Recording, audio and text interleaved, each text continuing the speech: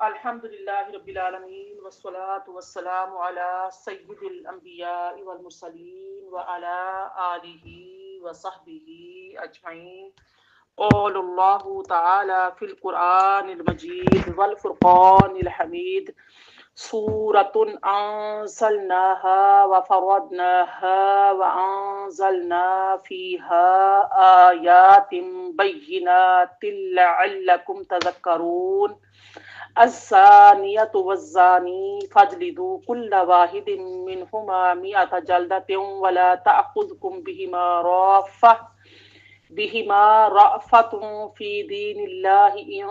كنتم تؤمنون بالله واليوم الآخر وَلْيَشْهَدْ عَذَابَهُمَا طَائِفَةٌ مِّنَ الْمُؤْمِنِينَ. صدق اللہ العلی العظیم. ترجمہ سماعت فرمائیں. یہ ایک عظیم صورت ہے جسے ہم نے اتارا ہے اور ہم نے اس کے احکام کو فرض کر دیا ہے اور ہم نے اس میں واضح آیتیں نازل فرمائی ہیں تاکہ تم نصیحت حاصل کرو. بدکار عورت اور بدکار مرد اگر غیر شادی شدہ ہوں تو ان دونوں میں سے ہر ایک کو شرائط حد کے ساتھ جرم زنا کے ثابت ہو جانے پر جو 100 کوڑے مارو، جبکہ شادی شدہ مرد اور عورت کی بدکاری پر سزائے رجم ہے اور یہ سزائے موت ہے. اور تمہیں ان دونوں پر اللہ کے دین کے حکم کی اجرا میں ذرا ترس نہیں آنا چاہیے اگر تم اللہ پر اور آخرت کے دن پر ایمان رکھتے ہو، اور چاہیے کہ ان دونوں کی سزا کے موقع پر مسلمانوں کی ایک اچھی خاصی جماعت موجود ہو. رب اشرح لی صدری ویسر لی امری واحلل عقدۃ من لسانی یفقہوا قولی. اللہم فقہنا فی الدین وبک نستعین. آمین یا رب العالمین. نہایت ہی قابل احترام میری پیاری بہنوں، السلام علیکم ورحمۃ اللہ وبرکاتہ. 18واں پارہ سورہ نور، اس کی میں نے پہلی 2 آیات تلاوت کی ہیں اور ترجمہ پیش کیا ہے. اس کی پہلی جو آیت مبارکہ ہے، اس کا جو پہلا لفظ ہے سورۃن. ہم سب سے پہلے اس سورۃن کا جو معنی ہے وہ جان لیتے ہیں. سورہ جو یہ سورہ نور ہے، آپ کو پتہ ہے کہ ہم اس سے پہلے جو لاسٹ ویک میں ہم نے اس کی وجہ تسمیہ، شان نزول، اس کے مضامین سب بیان کر دیے تھے. اس کی فضیلت بھی بیان کر دی تھی، جس میں یہ تھا کہ امام ابو عبید نے فضائل قرآن میں حارثہ بن مضرب سے روایت کیا ہے کہ ہماری طرف حضرت عمر بن خطاب رضی اللہ تعالیٰ نے یہ لکھ کر بھیجا کہ تم لوگ سورہ نساء، سورہ احزاب اور سورہ نور کا علم حاصل کرو.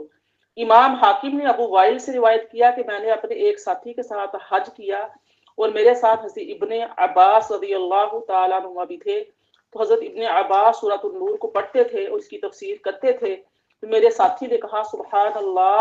اس شخص کے منہ سے کیسے جواہر پارے نکل رہے ہیں، اگر ترک ان کو سن لیتے تو مسلمان ہو جاتے. حضرت عائشہ صدیقہ رضی اللہ تعالیٰ عنہا بیان کرتی ہیں کہ رسول اللہ صلی اللہ علیہ وآلہ وسلم نے فرمایا کہ عورتوں کو بالا خانوں اور گیلریوں میں نہ بٹھاؤ اور ان کو لکھنا نہ سکھاؤ، ان کو سود کاٹنا اور سورہ نور سکھاؤ. اس حدیث مبارکہ کی جو سند ہے وہ بالکل صحیح ہے. اسی کے ساتھ جو مسعود بن مخرمہ ہیں وہ فرماتے ہیں کہ حضرت عمر بن خطاب رضی اللہ تعالیٰ کو فرماتے ہوئے سنا کہ سورہ بقرہ، سورہ نساء، سورہ مائدہ، سورہ حج اور سورہ نور کا علم حاصل کرو کیونکہ ان میں فرائض ہیں. یہ حدیث مبارکہ جو ہے امام بخاری، امام مسلم کی شرط کے مطابق صحیح ہے. انہوں نے ہی اس حدیث مبارکہ کو روایت کیا ہے. آئیے، یہ تو اس کے فضائل تھے کہ اس لیے سورہ مبارکہ کتنی اہم ہے سیکھنے کے لیے. جب آپ اس کو انشاءاللہ سیکھیں گے، سمجھیں گے، سنیں گے، تدبر کریں گے، غور کریں گے تو آپ کو نظر آئے گا کہ ہمارا اسلام کتنا پیارا مذہب ہے، کتنا پیارا دین ہے اور کتنے پیارے احکامات نازل فرماتا ہے ہمارے لیے. چونکہ ہم اپنے دین سے دور ہیں، دوری کی وجہ سے ہم بہت سے زیادہ نقصان اٹھا لیتے ہیں اپنی جان، مال، عزت، آبرو کا. لیکن جو اسلام ہے وہ ہمیں کیسے تحفظ دیتا ہے اتنے بڑے معاملات پر بھی، تو ہم اس کو بڑا ان ڈیٹیل انشاءاللہ پڑھیں گے. آپ دیکھیے جو سورہ نور کی پہلی آیت مبارکہ کا پہلا لفظ سورۃن ہے. سورۃن انزلناها وفرضناها وانزلنا فیها. یہ جو سورۃن کا لفظ ہے اس کا معنی ہے المنزلۃ الرفیعہ، یعنی بلند مقام. سورۃ المدینہ اس 4 دیواری کو کہتے ہیں جو کسی شخص یعنی کسی شہر کے گرد بنی ہوئی ہوتی ہے۔ قرآن مجید کی سورت کو بھی اسی مشابہت کی وجہ سے سورت کہا جاتا ہے، کیونکہ ایک سورت بھی اپنی آیتوں کو اسی طرح محیط ہوتی ہے، یعنی کہ جو سورہ مبارکہ ہوتی ہے وہ اپنی آیتوں کو چاروں طرف سے گھیرے ہوئے ہوتی ہے، بڑی اچھی ان کی باؤنڈری ہوتی ہے۔ جس طرح شہر کی چار دیواری شہر کو محیط کیے ہوئے ہوتی ہے، یا جس طرح چاند کی جو منازل ہوتی ہیں، اسی طرح سورت بھی قرآن کی منازل میں سے ایک منزل ہے۔ اور سورت جو سور ہے اس کا معنی ہے کسی چیز کا بقیہ، اور سورت بھی قرآن مجید کا بقیہ ہے۔ اب دیکھیے اس سورہ مبارکہ کو حضرت جبرائیل علیہ السلام نے اس جو یہ سورہ نور ہے اس کو لوح محفوظ سے حفظ کر دیا، پھر اس کو رسول اللہ صلی اللہ علیہ وآلہ وسلم پر نازل کیا، اور چونکہ انہوں نے یہ سورت اللہ تعالیٰ کے حکم سے نازل کی تھی، اسی لیے اللہ تعالیٰ نے فرمایا یہ ہے وہ سورت جو ہم نے نازل فرمائی۔ آپ دیکھ لیجئے اس میں ایک اور بات پہ غور کیجئے، یہاں پہ لفظ انزلناہا، ہاں تو ضمیر ہے نا، تو انزلنا وفرضنا، اگر آپ اس پہ غور کریں تو یہ جو نا ہے یہ نا ہم کا معنی دیتا ہے۔ اور اللہ پاک نے یہاں پر دیکھیے ان تمام جو فکرے ہیں، جو لفظ ہیں، ان پر ہم پر زور دیا، ہم نے یعنی کہ اس کو نازل کیا، ہم نے اس کو فرض کیا، یعنی کہ اس کے نازل کرنے والا کوئی اور نہیں ہے۔ اس بات کو توجہ دلائی جا رہی ہے، بلکہ ہم ہیں یعنی اللہ رب العالمین ہے، حالانکہ جمع کا صیغہ ہے لیکن اللہ پاک نے اس کو مضبوط کرنے کے لیے مزید اور اس پر زور دینے کے لیے، تدبر کی دعوت دینے کے لیے اللہ پاک نے لفظ میں کی بجائے ہم جو ہے وہ نازل فرمایا ہے، اس لیے کہ اس کے بے زور ناسے کے کلام کی طرح ایک ہلکی چیز نہ سمجھ بیٹھنا، یہ نہ کہنا کہ جیسا عام طور پہ ہم ہمارے والدین یا ہمارے کو ٹیچرز، استاد یا کرام یا بڑے ہمیں نصیحت کرتے ہیں، واعظ و نصیحت کرتے ہیں، ہم ان کو بے دھیانی سے سنتے ہیں، انسنی کر دیتے ہیں سم ٹائم، یا کچھ دیر کے لیے کچھ باتوں کا اثر قبول کرتے ہیں اور کچھ باتوں کو چھوڑ دیتے ہیں، یا پھر ہم کچھ دیر کے لیے کسی چیز کا اثر قبول کرتے ہیں اور اس کے بعد مکمل طور پہ بھول جاتے ہیں۔ تو اللہ پاک یہ یعنی کہ اس لفظوں پہ زور دینا، انزلنا، نا کے اوپر زور دینا، وفرضناہا، اس کا معنی کیا ہے کہ یہ جو کلام جو ہے کسی بے زور ناصح کا کلام نہیں ہے، کسی بے زور نصیحت کرنے والے کا کلام نہیں ہے، اس کو ہلکی چیز نہ سمجھ بیٹھنا، خوب جان لو کہ اس کا نازل کرنے والا وہ ہے جس کے قبضے میں ہماری جانیں اور قسمتیں ہیں، تقدیر ہے، ہماری جانیں ہیں، جس کو ہمیں لوٹ کر جانا ہے، جو ہماری تقدیر کا مالک ہے، جس کی گرفت تم مر کر بھی نہیں چھوٹ سکتے، اس کی گرفت اتنی سخت ہے، نہ دنیا میں چھٹکارا ہے اور نہ آخرت میں چھٹکارا ہے، وہ قادر مطلق ہے، وہ جو چاہتا ہے وہ کر سکتا ہے۔ تو ایسے پاک پروردگار کا یہ کلام ہے۔ پھر دوسرے جو فکرہ ہے اس میں بتایا گیا کہ جو باتیں اس سورہ میں کہی گئی ہیں وہ سفارشات نہیں ہیں کہ آپ کا جی چاہے تو مانے ورنہ جو کچھ چاہے کرتے رہیں، بلکہ یہ قطعی احکام ہیں جن کی پیروی کرنا لازم ہے۔ اگر مومن اور مسلم ہو تو تمہارا یہ فرض ہے کہ ان کے مطابق عمل کرو۔ اب اس کے بارے میں یعنی کہ یہ بتایا جا رہا ہے کہ اس کے اندر صاف صاف اور کھلی کھلی ہدایات ہیں جن کے متعلق تم پر عذر نہیں کر سکتے کہ فلاں بات ہماری سمجھ میں آئی ہی نہیں ہے تو ہم عمل کیسے کریں، ایسی بات بالکل بھی نہیں ہے۔ تو لہٰذا یہ سورہ مبارکہ جو ہے اللہ تعالیٰ نے لوح محفوظ سے اس سورت کو یک بار ہی نازل فرمایا، پھر اس کو کس وار حضرت جبرائیل علیہ السلام کی زبان سے نازل کیا۔ انزلناہا کا جو معنی ہے، فرمایا کہ ہم نے یہ سورت رسول اللہ صلی اللہ علیہ وآلہ وسلم کو عطا کر دی ہے، پھر اور ہم نے اس کے احکام کو فرض کر دیا ہے۔ آپ دیکھیے یہاں پہ فرض کا معنی کیا ہے؟ فرض کا معنی یہ ہوتا ہے کہ کسی سخت چیز کو کاٹ کر ٹکڑے ٹکڑے کرنا، اور فرض کا معنی ہے کسی چیز کو حساب سے مقدار اور اس کی مقدار کو معین کرنا، حساب کے ساتھ اس کو یعنی کہ معین کرنا۔ اور فرض وہ کام ہے جس کا ترک کرنا لازماً منع ہو، اس کو چھوڑا نہیں جا سکتا، لازماً منع ہوتا ہے، اور اس کا انکار کفر ہے، اور اس کو نہ کرنے والا عذاب کا مستحق ہوتا ہے۔ یعنی کہ جو کام جو چیزیں فرض کر دی گئی، جیسے روزے فرض کر دیے گئے، نمازیں فرض کر دی گئی، صاحب اسلام پر حج فرض ہے، صاحب اسلام پر زکوٰۃ فرض ہے، جس طرح کہ بتایا گیا یہ سورہ مبارکہ جو ہے سورہ مائدہ ہے، سورہ نور ہے، سورہ احزاب ہے، سورہ بقرہ ہے، جو میں نے ذکر کی، ان صورتوں کا علم حاصل کرنا فرض ہے، جیسے اللہ پر فرمایا سورۃ انزلناہا وفرضناہا، اور یہ سورہ ہم نے نازل کی ہے اور ہم نے اس کو فرض کیا ہے اور ہم نے اس کو اتارا ہے۔ کیوں اتارا ہے، کس لیے اتارا ہے، اس کے بارے میں آگے جا کے ہوگا، وضاحت ہوگی، لیکن یہ یاد رکھ لیجئے کہ یہاں پر جو وفرضناہا کا لفظ آیا ہے فرض سے ہے کہ ہم نے اس کو فرض کیا ہے، اس کا سیکھنا، اس کا علم حاصل کرنا، اس پر تدبر کرنا، غور و فکر کرنا، اس کے مطابق زندگی گزارنا، عمل کرنا، یہ فرض کیا ہے۔ اور فرض کا کیا ہے، فرض کیا ہے، وہ کام ہے، یہ پوائنٹ آپ نے یاد کر لینے ہیں۔ جب بھی فرض کی کوئی ڈیفینیشن آپ کو کوئی پوچھے، سمجھانی ہو یا خود کو دہرانی ہو، تو یہ باتیں دماغ میں رہنی چاہیے کہ فرض کا جو ترک ہے وہ کبیرہ گناہ ہے،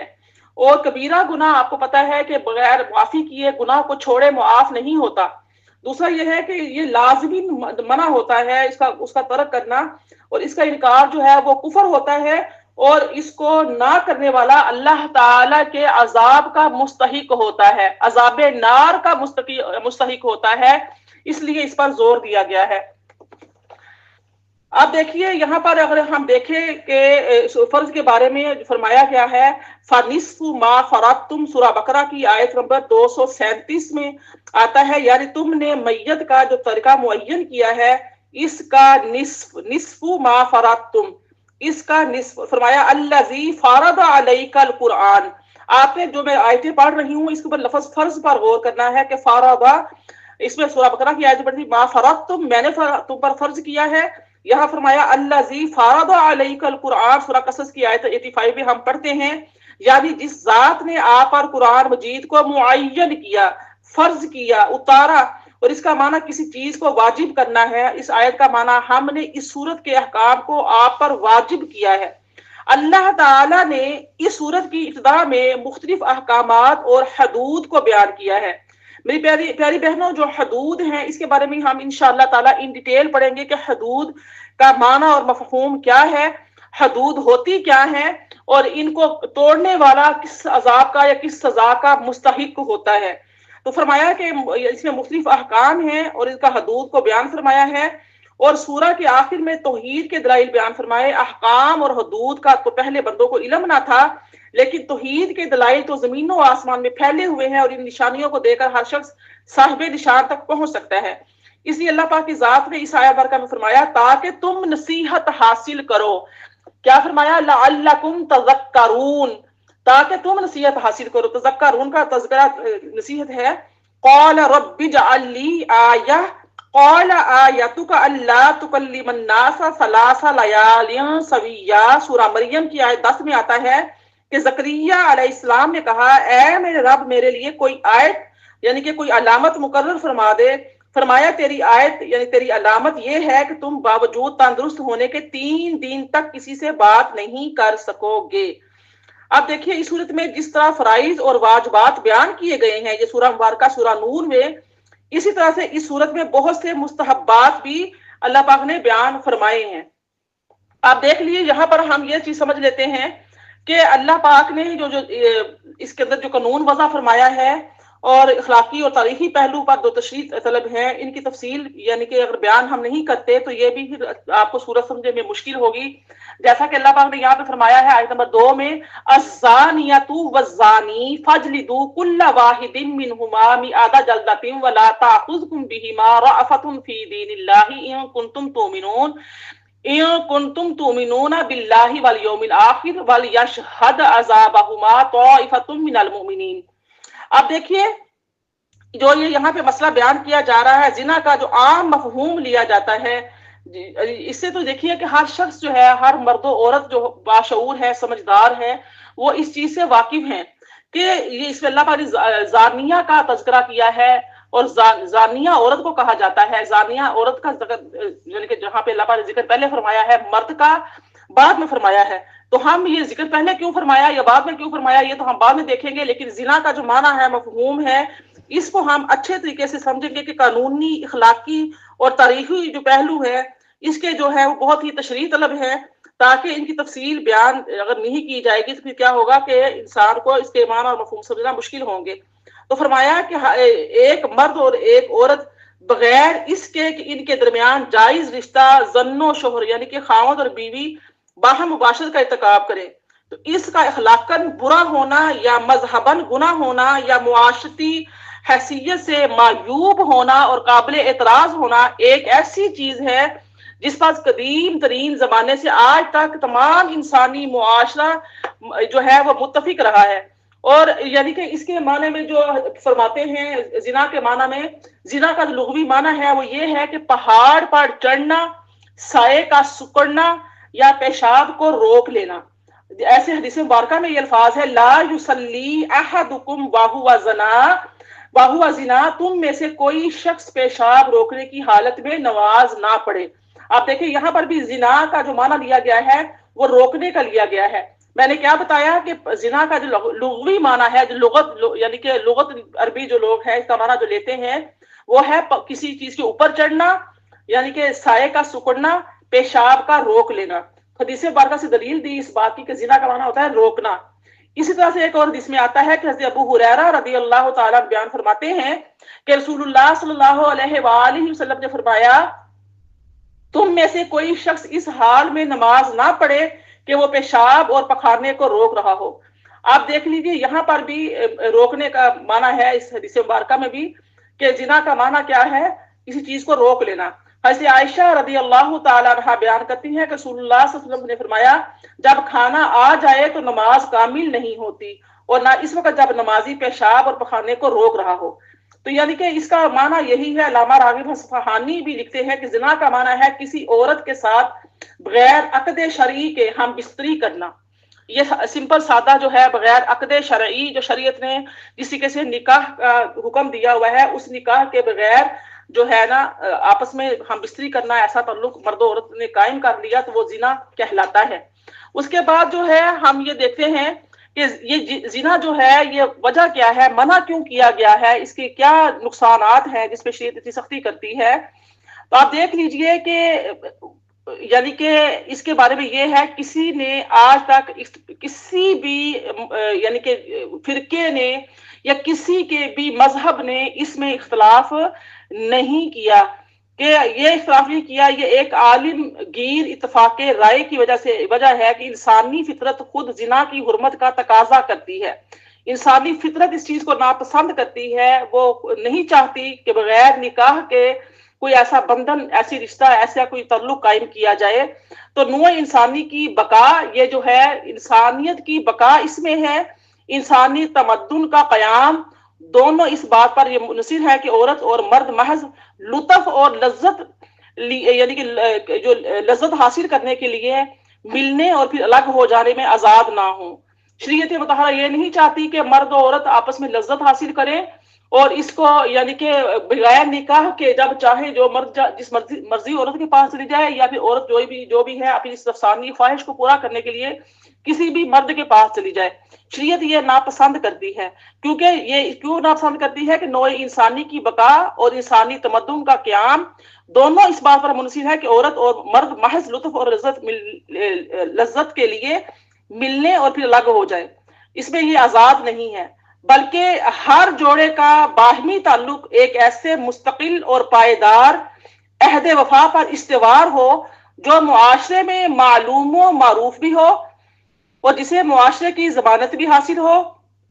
اس کے بغیر انسانی نسل ایک دن کے لیے بھی نہیں چل سکتی۔ دیکھیے انسان کا بچہ اپنی زندگی اور اپنی انسانی نشوونما کے لیے کئی برس کی دردمندانہ نگہداشت اور تربیت کا محتاج ہوتا ہے۔ جب بچہ پیدا ہوتا ہے تو وہ بچہ محتاج ہوتا ہے کہ اس کو یعنی کہ اس کی تربیت کے لیے، اس کی پرورش کے لیے، اس کی نشوونما کے لیے یعنی کہ کوئی ایسا مضبوط سہارا ہو جو اس کی بہترین تعلیم و تربیت کر سکے، نشوونما کر سکے، اس کی جو بنیادی ضروریات ہیں وہ پوری کر سکے۔ آپ دیکھیے اگر تنہا عورت جو ہوتی ہے وہ اس وزن کو، اس بوجھ کو اٹھانے کے لیے کبھی بھی تیار نہیں ہو سکتی جب تک کہ وہ اس کا ساتھ نہ دے، جو مرد ہوتا ہے جب تک اس کا ساتھ نہ دے۔ پھر نکاح میں کیا ہوتا ہے کہ نکاح میں ایک انسان کے گرد ایک باؤنڈری مضبوط ہو جاتی ہے کہ جب لڑکی والے کی طرف سے بھی چار پانچ گواہان موجود ہوتے ہیں اور لڑکے والوں کی طرف سے بھی ان کے رشتہ داروں میں دوست احباب والے وہ بھی نکاح میں موجود ہوتے ہیں، جب دونوں خاندانوں میں دونوں لڑکا اور لڑکی کا آپس میں نکاح ہوتا ہے اور حق مہر مقرر کر دیا جاتا ہے، وعدے وعید ہوتے ہیں، باقاعدہ ڈاکومنٹس جو ہیں وہ سائن ہوتے ہیں،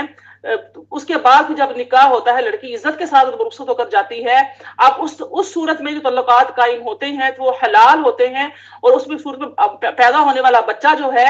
وہ یعنی کہ مرد کو پتا ہوتا ہے کہ یہ میرا بچہ ہے، میری اولاد ہے، اس کی پرورش میں نے کرنی ہے، اس کی ذمہ داری میرے سر پر ہے، اس کے اخراجات میں نے برداشت کرنے ہیں۔ تو اس طرح سے کیا ہوتا ہے کہ عورت بھی ایک مضبوط قلعے کی طرح یعنی کہ ساتھ کھڑی ہوتی ہے، مرد بھی اس کا ایک مضبوط قلعہ ہوتا ہے۔ تو یہاں پر جو بچہ ہوتا ہے وہ کیا ہے، نگہداشت اور تربیت کا محتاج ہوتا ہے۔ جو تنہا عورت ہوتی ہے اس بوجھ کو اٹھانے کی کبھی تیار نہیں ہو سکتی جب تک وہ اس کا ساتھ، جو مرد ہے اس کا ساتھ نہ دے، اس بچے کے وجود میں آنے کا سبب بنا ہے۔ تو اسی طرح اس معاہدے کے بغیر انسانی تمدن بھی برقرار نہیں رہتا، کیونکہ دیکھیے تمدن کی جو پیدائش ہی ایک مرد اور ایک عورت کے مل کر رہنے، ایک گھر اور ایک خاندان وجود میں لانے